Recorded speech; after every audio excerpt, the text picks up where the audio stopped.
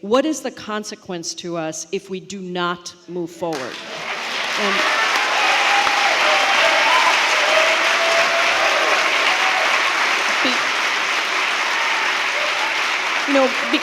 because I think about what we do to the country and the Constitution if we say anybody can come into office and for 4 years they can do whatever the hell they want, and then the only way to get them out is to have an election. That actually takes away all the power that was given to us in Article 1. And so,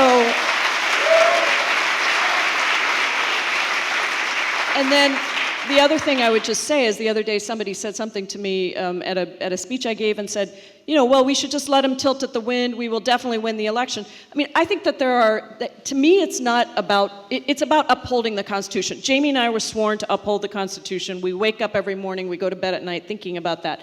But even if you were to set that aside for a second, the idea that somebody could just, quote, tilt at the wind and not recognize the tremendous amount of damage. I mean, think about 4,000 kids who have been separated from their parents and the lifelong damage that they're facing. Think about the damage to our planet. Think about the damage to our election systems.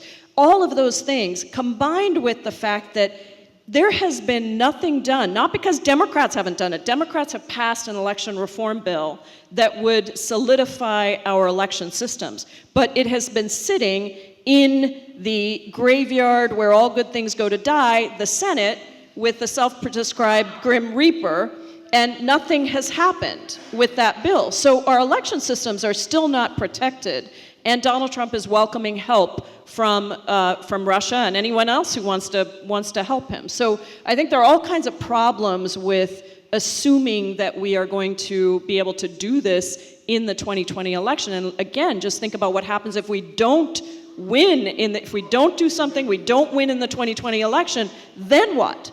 So I just think this is really serious, and we have to look at it as a constitutional matter, and our obligation to uphold our Article 1 powers that the framers gave us to make sure that this did not become a fascist regime. And the road to fascism is littered with many opportunities where people did not speak up, and we cannot allow this to be ignored.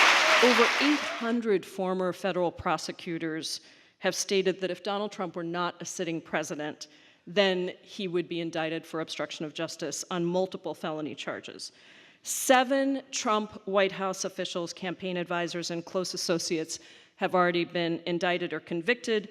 As of yesterday, 134 House Democrats had called for formal investigation, impeachment investigation.